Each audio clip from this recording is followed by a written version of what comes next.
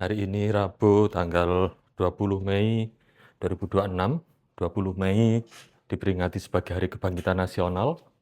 Oleh karenanya saya ingin membacakan buku atau tulisan terkait tema nasionalisme. Katakanlah sebagai pengantar tidur teman-teman di malam ini. Saya ada beberapa buku terkait dengan tema tersebut. Yang pertama adalah Apakah Bangsa Itu, Ernest Renan. Ini 1882, dan di terjemahan ini juga dilengkapi dengan pidatonya Pak Yamin pada 1928. Kemudian pada tahun 50-an ada Mr. Sunario dengan dasar-dasar kebangsaan. Kemudian ada juga sejarah nasionalisme dari Crosby. Ini menarik ini, perkembangan teknologi dan nasionalisme di sebuah koloni dari Mrazek. Kemudian Syarah Konstitusi, Pergulatan Negara, Agama, dan Kebudayaan dari Pak Wahid, Asal Mula Negara dari Pak Nasrun, juga asal-usul kedaulatan. Namun, ini juga ada, ya, hampir kelupaan, Ben Anderson. Ini sangat terkenal dengan komunitas terbayangnya juga dari menjadikan Indonesia dari dan left. Tapi saat ini saya ingin membacakan bagian dari DBR. Jadi DBR itu kan kumpulan tulisan. Salah satunya yang paling pertama adalah Nasi Semar yang ditulis tepat 1 abad yang lalu, 100 tahun yang lalu, 1926.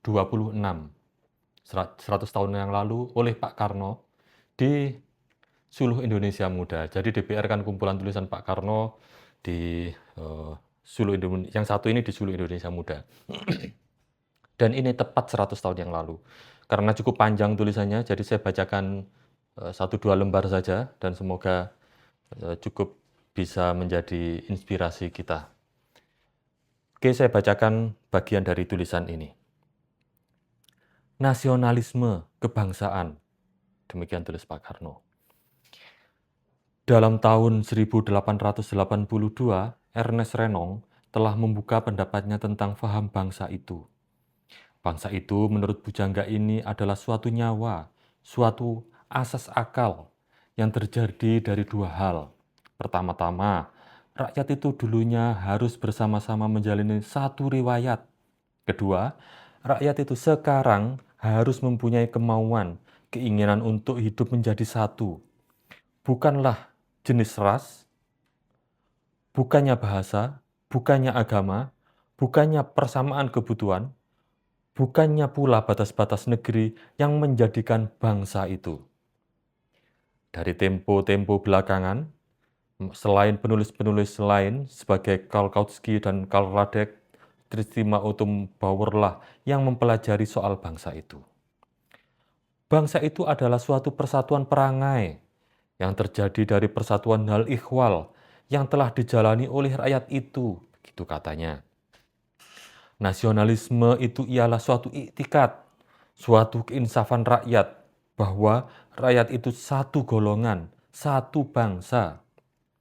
Bagaimana juga bunyinya keterangan-keterangan yang telah diajarkan oleh pendekar-pendekar ilmu yang kita sebutkan di atas tadi, maka tetaplah bahwa rasa nasionalistis itu menimbulkan suatu rasa percaya akan diri sendiri. Rasa yang mana adalah perlu sekali untuk mempertahankan diri di dalam perjuangan menempuh keadaan-keadaan yang mau mengalahkan kita. Rasa percaya akan diri sendiri inilah yang memberi keteguhan hati pada kaum Budi Utomo dalam usahanya mencari Jawa besar. Rasa percaya diri akan diri sendiri inilah yang menimbulkan ketetapan hati pada kaum revolusioner nasionalis dalam perjuangannya mencari Hindia besar atau Indonesia merdeka adanya. Apakah rasa nasionalisme yang oleh kepercayaan akan diri sendiri itu begitu gampang menjadi kesombongan bangsa dan begitu gampang mendapat tingkatnya yang kedua, ialah kesombongan ras. Walaupun faham ras atau jenis ada setinggi langit bedanya dengan faham bangsa.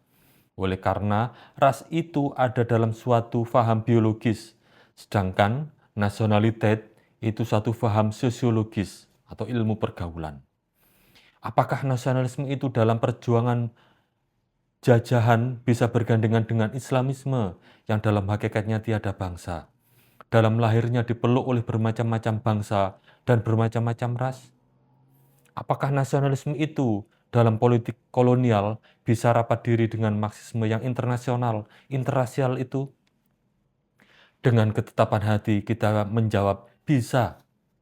Sebab walaupun nasionalisme itu dalam hakikatnya mengecualikan segala pihak yang tak ikut mempunyai keinginan menjadi satu dengan rakyat itu, walaupun nasionalisme itu sesungguhnya mengecilkan segala golongan yang tak merasa satu golongan satu bangsa dengan rakyat itu, walaupun kebangsaan itu dalam asasnya menolak segala perangai yang terjadinya tidak dari persatuan hal ihwal yang telah dijalani oleh rakyat itu, maka tak boleh kita lupa bahwa manusia-manusia yang menjadikan pergerakan Islamisme dan pergerakan Marxisme di Indonesia ini dengan manusia-manusia menjalankan pergerakan nasionalisme itu semuanya mempunyai keinginan hidup menjadi satu, bahwa mereka dengan kaum nasionalis itu merasa satu golongan, satu bangsa, bahwa segala pihak dari pergerakan kita ini, baik nasionalis maupun Islamis, maupun pula Marxis, beratus-ratus tahun lamanya ada persatuan hal ihwal. Beratus-ratus tahun lamanya sama-sama bernasib tak merdeka. Kita tak boleh lalai bahwa teristimewa persatuan hal ihwal, persatuan nasib, inilah yang menimbulkan rasa segolongan itu. Betul rasa golongan ini masih mempunyai kesempatan untuk berselisih satu sama lain. Betul sampai kini, belum pernah ada persahabatan yang kokoh di antara pihak-pihak pergerakan di Indonesia kita ini. Akan tetapi, bukanlah pula maksud tulisan ini membuktikan bahwa perselisihan itu tidak bisa terjadi. Jikalau kita sekarang mau berselisih, amboi, tak sukarlah mendatangkan perselisihan itu sekarang pula. Maksud tulisan ini ialah membuktikan bahwa persahabatan bisa tercapai. Hendaklah kaum nasionalis yang mengecualikan dan mengecilkan segala pergerakan yang tak terbatas pada nasionalisme mengambil teladan akan sabda Karamchand Gandhi. Buat saya, maka cinta saya pada tanah air itu masuklah dalam cinta pada segala manusia. Saya ini seorang patriot, oleh karena saya manusia dan bercara manusia. Saya tidak mengecualikan siapapun juga. Inilah rahasianya yang Gandhi cukup kekuatan mempersatukan pihak Islam dan pihak Hindu, pihak Parsi, pihak Jain, dan pihak Sikh yang jumlahnya lebih dari 300 juta itu. Lebih dari 6 kali jumlah putera Indonesia, hampir 1/5 dari jumlah manusia yang ada di muka bumi ini. Tidak ada halangannya nasionalis itu dalam geraknya bekerja bersama-sama dengan kaum Islamis dan Marxis. Lihatlah kekalnya perhubungan antara nasionalis Gandhi dengan pan-Islamis Maulana Muhammad Ali, dengan pan-Islamis Shaukat Ali, yang waktu pergerakan non-cooperation India sedang menghaibat. Hampir tiada pisahnya satu sama lain. Lihatlah geraknya Partai Nasionalis Kuomintang di Tiongkok, yang dengan ridho hati menerima faham-faham Marxis, tak setuju pada kemiliteran, tak setuju pada imperialisme, tak setuju pada kemodalan. Bukannya kita mengharap yang nasionalis itu berubah faham jadi Islamis atau Marxis. Bukannya maksud kita menyuruh Marxis dan Islamis itu berbalik menjadi nasionalis. Akan tetapi, impian kita ialah kerukunan, persatuan antara tiga golongan itu. Bahwa sesungguhnya asal mau saja, tak kuranglah jalan ke arah persatuan.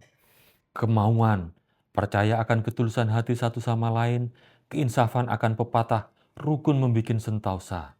Itulah sebaik-baik jembatan ke arah persatuan. Cukup kuatnya untuk melangkahi segala perbedaan dan keseganan antara segala pihak-pihak dalam pergerakan kita ini. Nasionalisme sejati yang cintanya pada tanah air itu bersendi pada pengetahuan akan susunan ekonomi dunia dan riwayat, dan bukan semata-mata timbul dari kesombongan bangsa belaka. Nasionalis yang bukan chauvinis tak boleh tidak harus menolak segala paham pengecualian yang sempit budi itu. Nasionalis yang sejati, yang nasionalismenya itu bukan semata-mata suatu kopi atau tiruan dari nasionalisme barat, akan tetapi timbul dari rasa cinta akan manusia dan kemanusiaan. Nasionalis yang menerima rasa nasionalisme itu sebagai suatu wahyu dan melaksanakan rasa itu sebagai suatu bakti adalah terhindar dari segala faham kekecilan dan kesempitan. Baginya, rasa cinta bangsa itu adalah lebar dan luas, dengan memberi tempat pada lain-lain sesuatu, sebagai lebar dan luasnya udara yang memberi tempat pada segenap sesuatu yang perlu untuk hidupnya segala hal yang hidup.